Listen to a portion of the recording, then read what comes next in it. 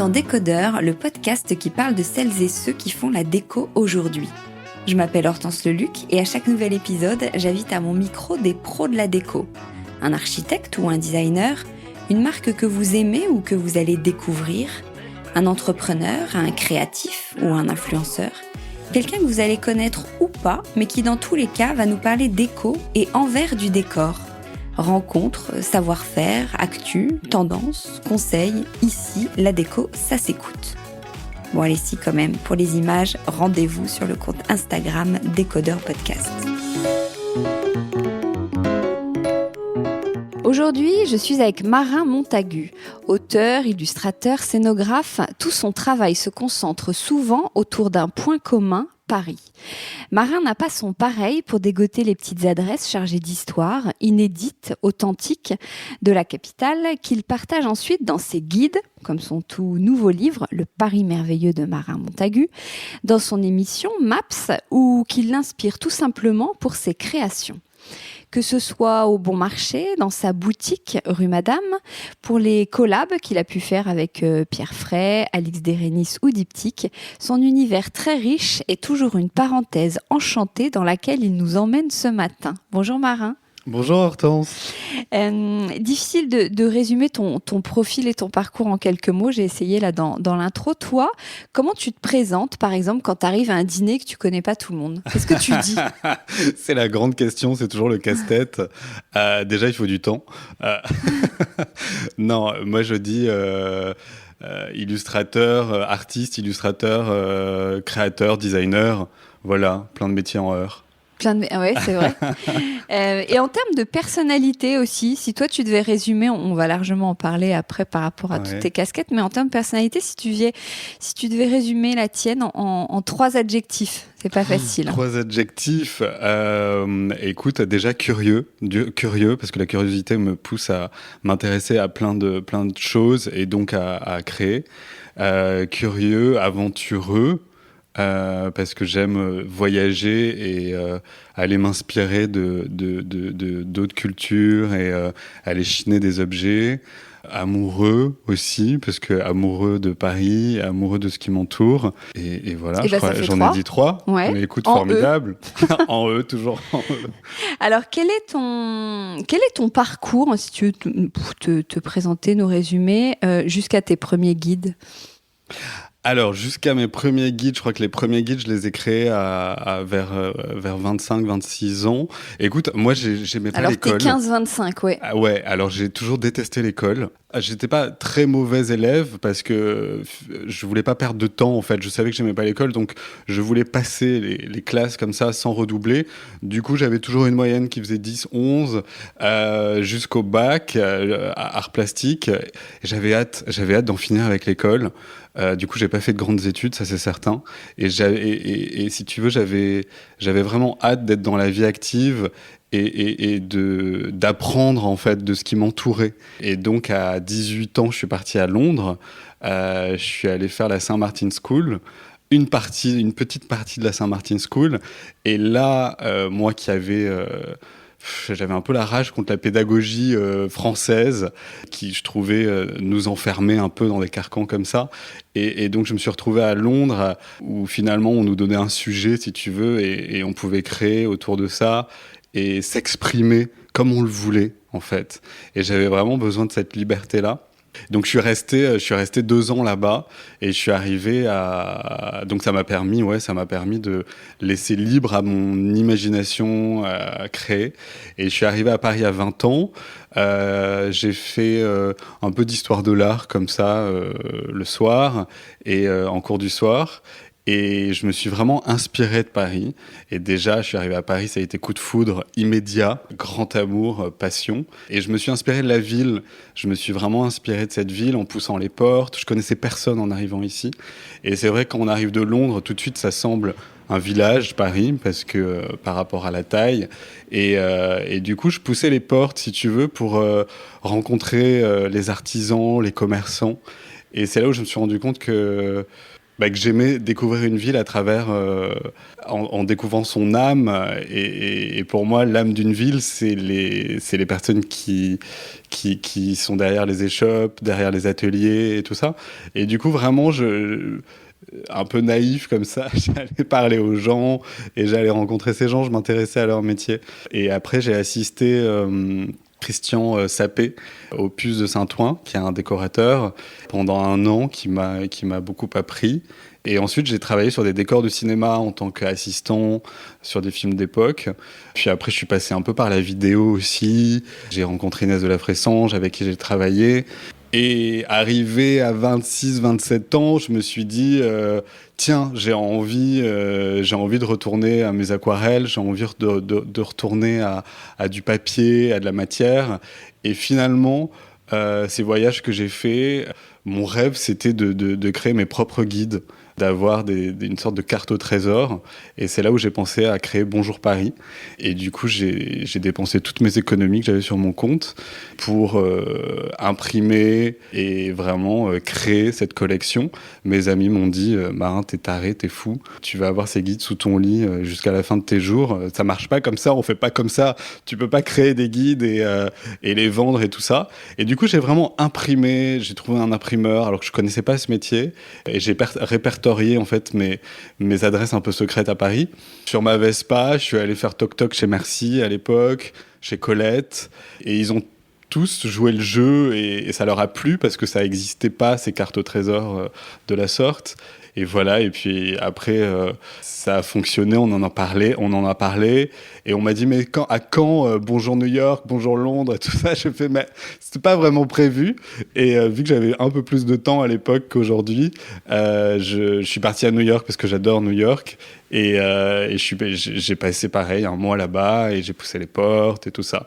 Et donc c'est comme ça que ça a commencé. Mais comment tu trouves ces adresses qui sont un peu secrètes? Tu les repères, tu les déniches, comme tu dis, très spontanément? Oui, alors très spontanément, en poussant les portes, plus c'est perdu comme ça, dans une petite rue, dans un petit passage, pousser la porte des porches, arriver dans des petits jardins comme ça, cachés, les ateliers. Quand je cherche un artisan aussi, ça m'amène à faire de belles rencontres. Et quand je suis à New York, c'est marcher dans les rues, pousser les portes, parler aux gens, leur expliquer mon projet, qui me disent « Ah ben tiens, va voir mon ami qui est là-bas » et tout ça. Et voilà. Et tu es très aussi attiré par le côté échoppe et atelier d'antan, qui est un peu le sous-titre de ton nouveau livre, Le Paris merveilleux de Marin Montagu, donc qui est très visuel, dans un esprit moodboard. Tu nous plonges dans 19 adresses comme ça. D'où ça te vient, cette passion même pour le patrimoine, je dirais, pour les savoir-faire ancestraux? D'où ça me vient? Alors moi j'ai des parents qui sont antiquaires. J'ai une grand-mère artiste peintre et qui était aussi antiquaire. Du coup je suis tombé dedans quand j'étais petit. Je suis tombé dans cette marmite-là. Et je pense que ces métiers des objets, ces métiers qui ont une âme, ces métiers qui prennent du temps, ces métiers où on respecte les matériaux.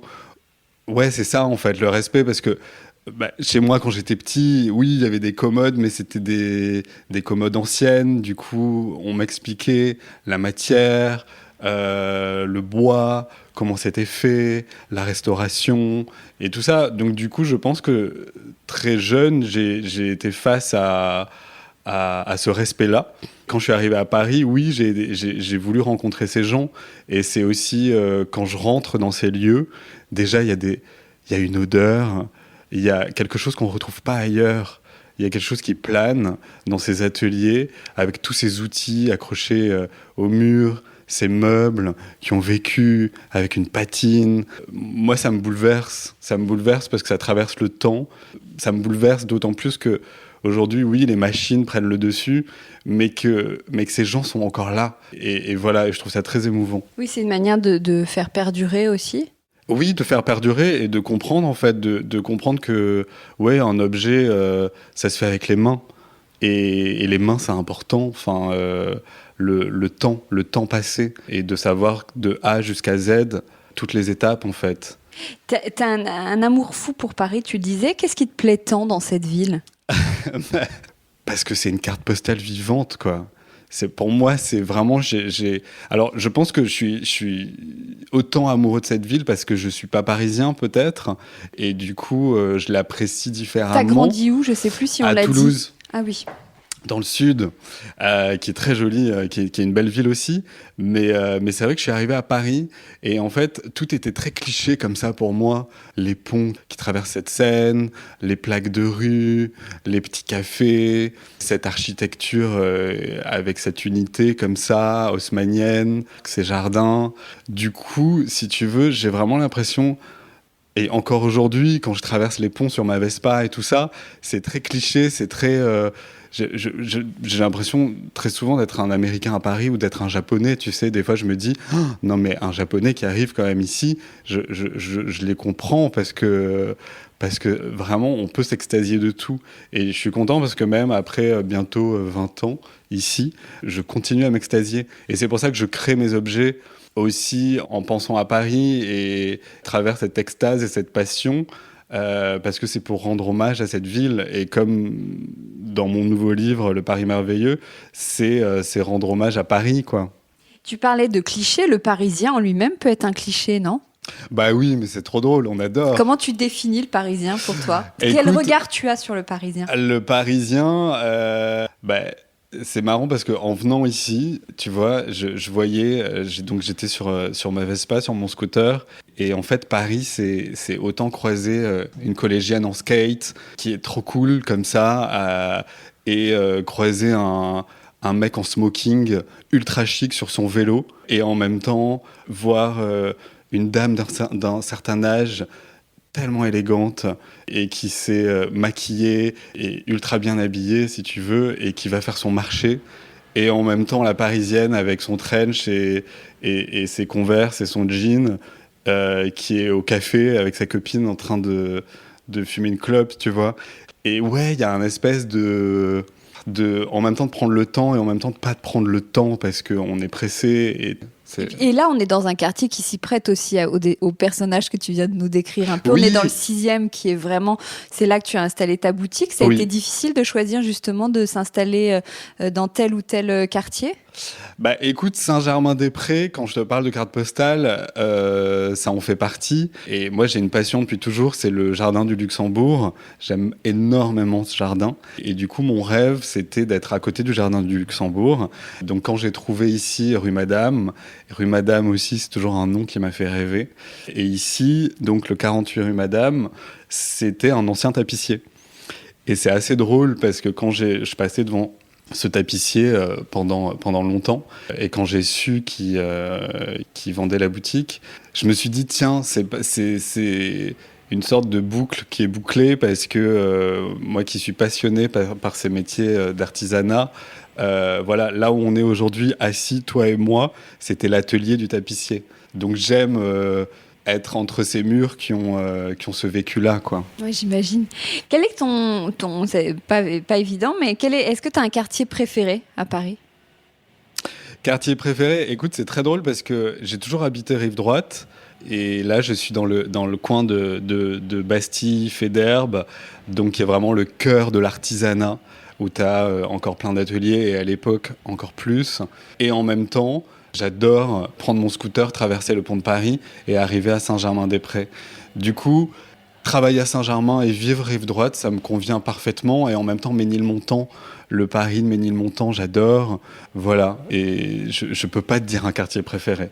Je m'en doutais un peu. Alors, si je reviens sur tes différentes collabs que tu as pu faire, et ça m'amuse beaucoup parce que la plupart sont passés dans le podcast. Alice Dérénis, Diptyque, Antoinette Poisson, Pierre Fray. Petit clin d'œil aussi à Nomi Bis avec qui tu partages un espace au Bon Marché. Tu as eu ensuite, après ces collabs, envie d'avoir en fait ta propre marque, tes propres collections, ta propre boutique? Oui, alors écoute, je me suis jamais dit tiens, je vais monter ma marque Marin Montagu. J'ai un peu fait tout à l'envers, c'est-à-dire que En fait, j'ai commencé à dessiner, à illustrer à l'aquarelle, et je me suis rendu compte que en positionnant mon aquarelle sur un foulard, sur un tissu, sur différents matériaux, et déjà c'était une collaboration avec des artisans, avec des manufactures françaises ou européennes, et quand je recevais le prototype, j'étais comme un gamin qui ouvrait un paquet le matin de Noël, tu vois, un paquet cadeau, et je découvrais vraiment mon dessin qui prenait vie.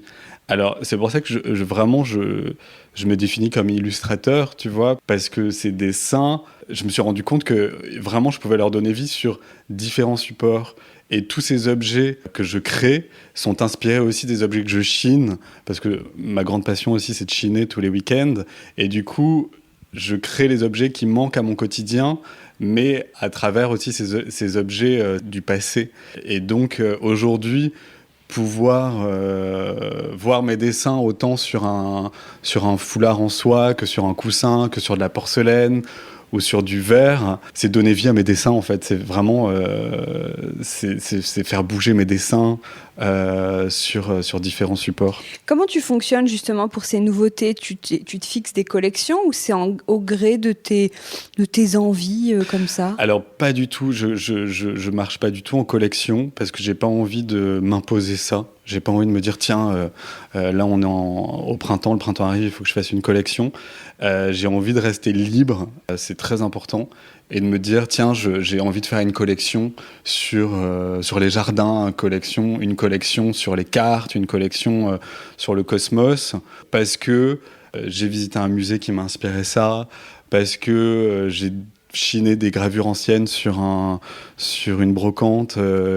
Voilà, j'ai envie vraiment de continuer à créer par rapport à mon quotidien et par rapport à ce qui m'inspire et le monde qui m'entoure. Et on est toujours un peu dans l'objet rare, entre guillemets, ce sont des pièces uniques, tout ce qui est autour de la table, la verrerie, les assiettes, les tasses. Où est-ce que tu fabriques, où est-ce que c'est fait?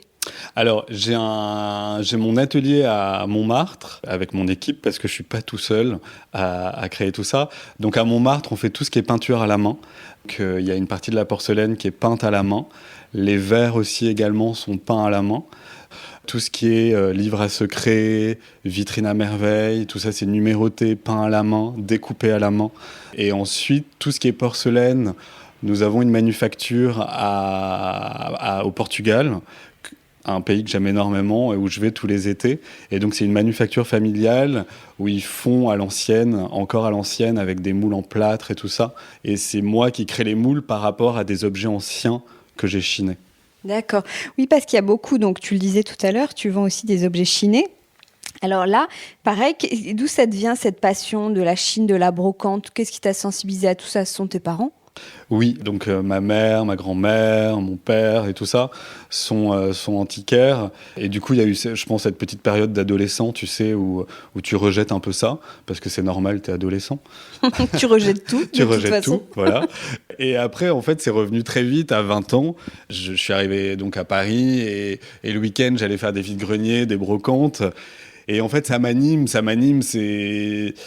Quand je voyage, j'arrive à Lisbonne. Le premier truc que je fais, je regarde la première brocante, le marché aux puces qu'il y a pour aller chercher des trésors. C'est un peu cette quête, cette chasse au trésor. Mais c'est pas le trésor luxueux ou c'est un objet qui a pas forcément une valeur, mais moi à mes yeux c'est un objet qui va me bouleverser, que je vois par terre comme ça, comme un globe, comme une palette de peintre et que je vais avoir envie de rapporter chez moi dans ma collection, ou qui va me donner envie de créer un nouvel objet pour raconter une nouvelle histoire. Et c'est aussi cette passation de se dire tiens, cet objet était là, il a vécu d'une manière différente et aujourd'hui je vais lui donner un autre sens, et en le mettant en scène dans ma boutique comme ça, cette passation de le léguer à quelqu'un d'autre et qui prenne un sens différent. Et c'est aussi tout ton univers que de mélanger de l'objet chiné et de l'objet nouveau.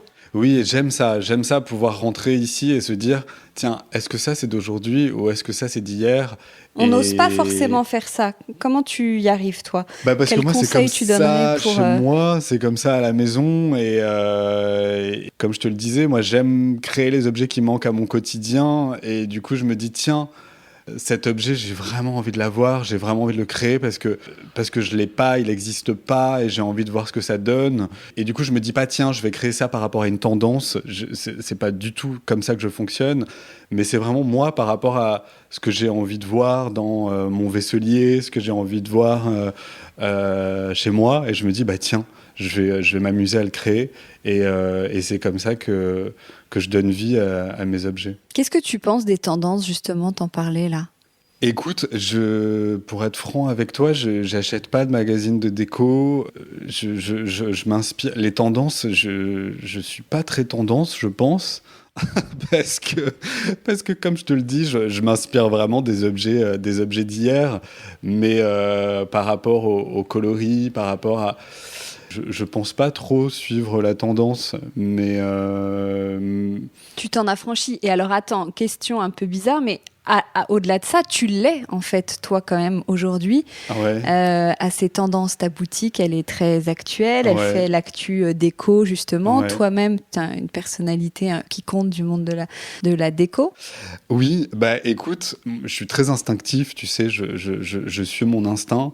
Et par exemple, j'ai une passion pour le vert. Comme tu peux le voir, la boutique est La entièrement couleur, verte. oui, vert. Et du coup, j'ai utilisé différents camaïeux de verre.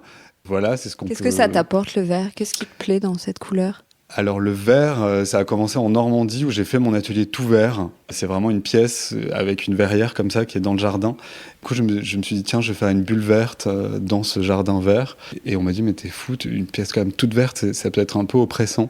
Et je l'ai quand même fait, j'ai peint tout en vert. Et là, je me suis rendu compte que mes objets prenaient vie différemment et que la lumière tout au long de la journée était différente et que ça captait la lumière vraiment. Et que quand je mettais mes objets dessus, si tu veux, un objet ancien, ça donne quelque chose de plus contemporain et il va ressortir différemment sur le verre. Ça lui donne une vie nouvelle. Pour tes illustrations, qui est-ce qui t'a appris ça, le dessin, les aquarelles? Écoute, c'est très étonnant, mais je dessine vraiment depuis que je suis tout petit. Je dessine beaucoup. J'ai jamais pris de cours. Ma grand-mère m'apprenait quand j'étais petit. Je dessinais avec ma grand-mère, qui est artiste peintre. Du coup, je l'ai toujours vue. Le passage à la Saint-Martin School, j'ai dessiné un petit peu. Et puis après, il y a plusieurs années où j'ai arrêté.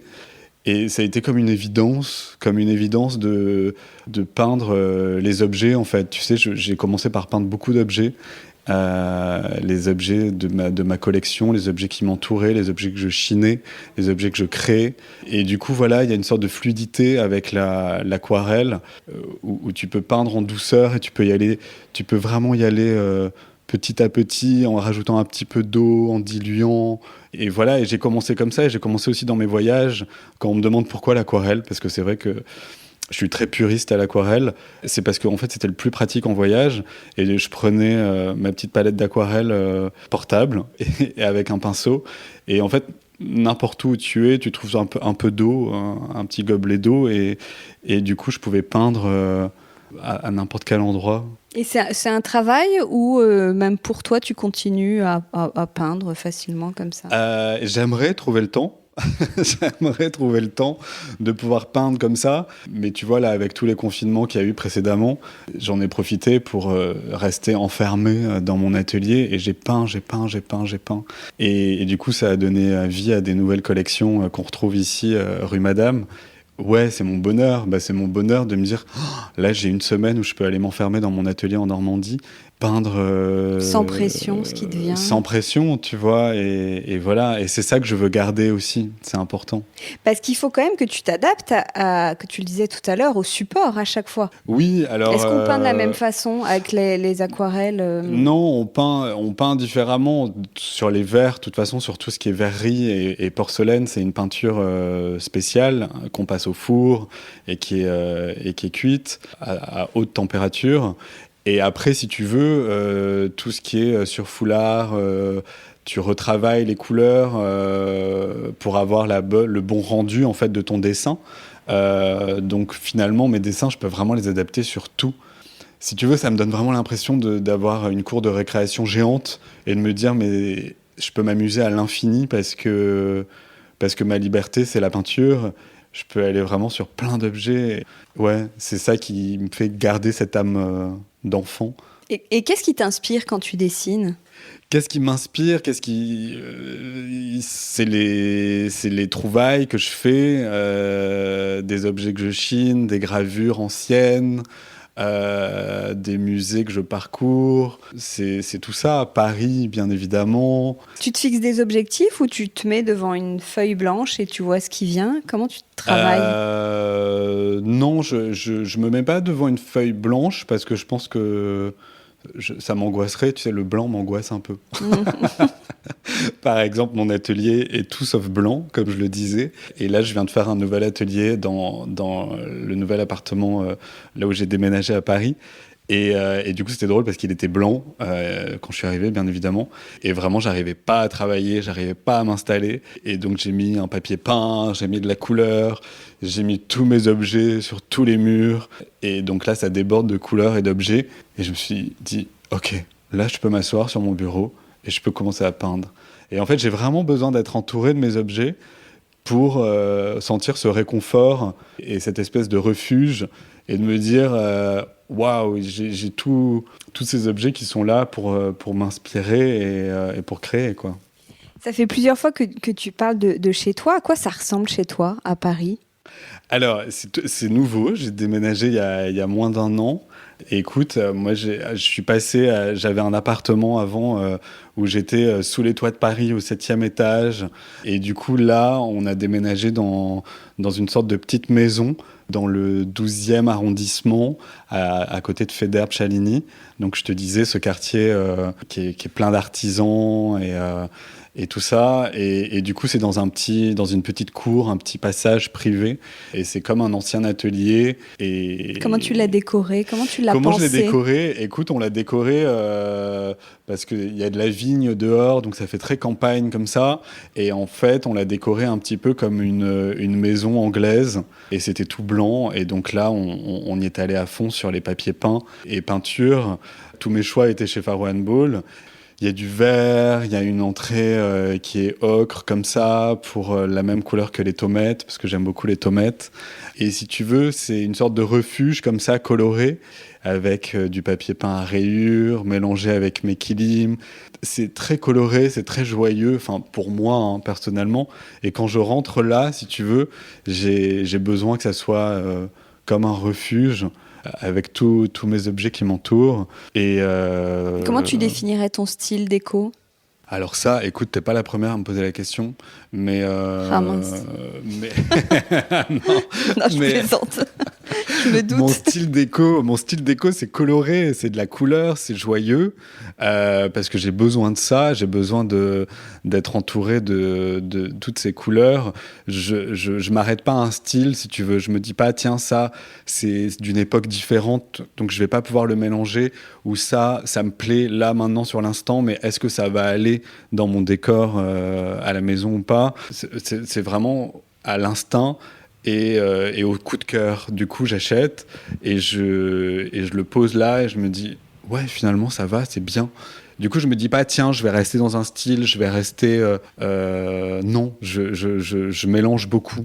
Je pense que ouais, je mélange beaucoup les époques et les styles. Et les styles. Et ouais. Ta maison en Normandie ? Ouais, bah ça aussi, en parlant de refuge, c'est un autre refuge où on va tous les week-ends. Et là, grand bonheur de campagne. Et c'est aussi un peu à l'anglaise comme ça. Et c'est vrai que je me suis rendu compte que finalement, la décoration à l'anglaise, c'était quelque chose dont je me sentais assez proche, parce qu'il y a quelque chose de très accueillant, tu sais. Et c'est vrai que quand je vais chez quelqu'un, j'aime me sentir enveloppé par les matières, par les couleurs. Et quelque chose de très important aussi, la première chose que je fais quand j'arrive dans un nouvel appartement ou maison, c'est les éclairages. Ça, c'est quelque chose de primordial. Et ça, c'est ma maman qui m'a appris ça. Donc, tout ce qui est lumière du plafond, j'enlève. Et je mets toujours plein de... genre une vingtaine de lumières indirectes, de plein de petites lampes. Et du coup, tu mets 10 minutes à tout allumer quand tu arrives. Mais à part ça, voilà, c'est chaleureux. En fait, le côté chaleureux, c'est très important pour moi. Est-ce qu'on peut dire aussi qu'il y a une petite touche féminine? T'as pas peur de Ah mettre non, des fleurs et t'as tout un thème non, autour de non, l'amour aussi. j'assume 400%. Le côté féminin, c'est hyper important. C'est hyper important. Et voilà, et moi, ma maman m'a appris plein de choses que je répète et que je modifie aussi avec mon style. Et ouais, et des fleurs, ça fait du bien. Et j'adore faire des énormes bouquets dans la campagne. Les fleurs champêtres, c'est ma passion. Et les mettre dans un vase, les mélanger, mettre du rose. J'ai pas peur de mettre du rose et je trouve ça super, c'est joyeux, c'est bien. Il faut mettre du rose aux petits garçons aussi, ça fait du bien. C'est vrai. C'est quoi une déco réussie pour toi?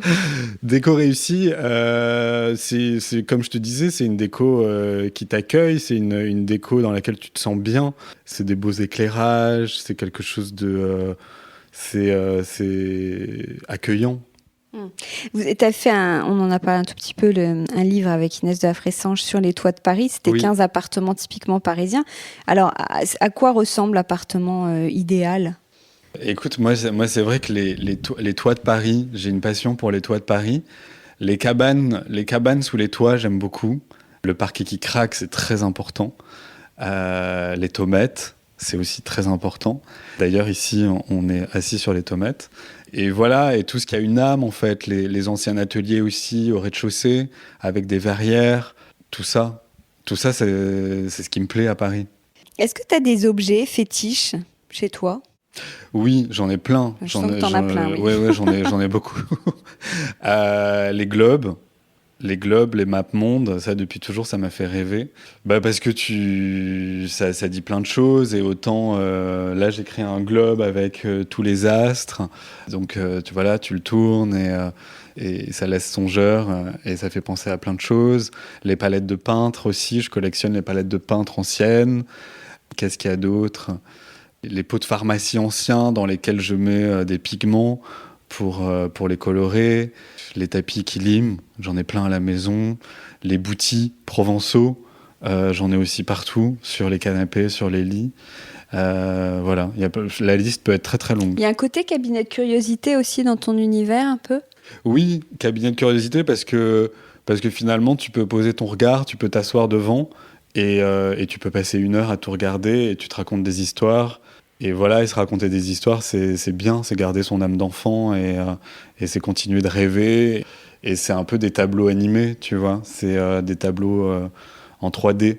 Et c'est ça que j'aime quand je crée mes murs à merveille, sur des murs vierges comme ça. C'est de faire des sortes de tableaux, ouais, des tableaux en 3D avec tous mes objets et toutes ces curiosités. Et du coup, tu peux laisser libre à ton imagination de te raconter toutes ces histoires et de mêler des tableaux à des objets et des objets qui normalement devraient être sur une table, les mettre au mur et du coup ça raconte des histoires différentes. Est-ce qu'il y a des objets dont tu rêves, que tu n'as jamais trouvé en brocante ou que tu rêves de fabriquer, d'avoir... Des objets, écoute, l'objet dont je rêvais, c'était de faire mon globe, ma map monde. Du coup, ça a été réalisé l'année dernière. J'ai trouvé un artisan à Paris, tout est fait à la main et tout ça, et j'ai dessiné tous les astres, et j'ai collaboré avec un cartographe, donc toutes les étoiles sont placées au bon endroit. Et aujourd'hui, qu'est-ce que je rêve de créer?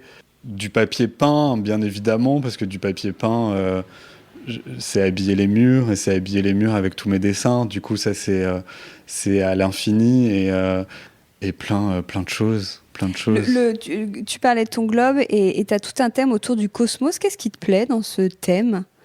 C'est très tendance en plus, ça revient beaucoup, ce côté-là, un peu astro, etc. Ouais, astro. Écoute, si tu veux, ma grand-mère, quand j'étais petit, me tirait les cartes. Et c'est vrai que j'ai toujours été très proche un peu de ce monde ésotérique comme ça, et des jeux de cartes du 18e, avec tous ces dessins et toutes ces images comme ça, ces gravures. Ouais, c'est encore des histoires, quoi. C'est encore des histoires de planètes, de jeux de cartes sur lesquels tu peux te laisser à rêver et à imaginer plein de choses. Ouais. Tu parles de ta grand-mère. Est-ce qu'il y a des personnalités qui t'inspirent ? Des personnalités qui m'inspirent, qu'elles soient connues ou pas. On va dire que oui, ma maman m'a toujours beaucoup inspiré, parce que oui, elle m'a appris à rester libre dans ce que je voulais, dans ce que j'aimais. Après, tout ce qui est l'art naïf, l'art brut aussi m'inspire énormément. Par exemple, dans les œuvres du douanier Rousseau, tu as cette perspective réelle qui n'est pas respectée. Et du coup, c'est la perspective finalement que tu retrouves dans les dessins d'enfants. Et je pense que oui, quand je trouve des tableaux d'inconnus, tu vois, sur des brocantes, qui sont peints des petites maisons comme ça, avec un jardin, qui sont peints par un adulte, et qui finalement font penser à des dessins d'enfants, ça c'est un truc qui me bouleverse et qui me touche, parce que voilà, l'âme de l'enfance, quoi. Tu te vois où dans 10 ans ? Dans 10 ans, Paris, toujours Paris bien évidemment, peut-être un peu plus campagne, mais pas loin de Paris, parce que je peux pas me détacher de Paris. Et voilà, et aussi à droite à gauche dans le monde, et faire ça c'est quoi ? certain. Continuer à créer des objets, ça c'est certain, ça je sais que je m'en lasse pas, et c'est pour toujours ma passion, et c'est pour toujours mon métier. De chasser mes trésors et de créer des nouvelles merveilles et de créer des trésors. Ouais. Merci beaucoup, Marin. Merci Hortense. Merci beaucoup. Au revoir. Au revoir. Décodeur, c'est terminé pour aujourd'hui. Merci beaucoup d'avoir écouté en entier. Si vous avez aimé, n'oubliez surtout pas de vous abonner à ce podcast pour ne pas rater les prochains épisodes chaque vendredi. Bien sûr, vous pouvez aussi le partager sur Facebook, Twitter ou en story. Ça permet de le faire connaître à vos proches. Je suis Hortense Leluc et vous pouvez me retrouver sur Instagram via le compte Décodeur Podcast. N'hésitez pas à me suivre pour l'actu déco. Et si jamais vous écoutez cette émission sur iPhone via l'application Apple Podcast, vous pouvez aussi me laisser un commentaire, rubrique classement et avis, c'est juste sous la liste des épisodes. Les 5 étoiles me font toujours très plaisir et surtout, elles permettent de faire connaître Décodeur encore plus largement et de partager l'univers de la déco avec le plus grand nombre. Voilà, merci et à très bientôt alors, ici ou ailleurs.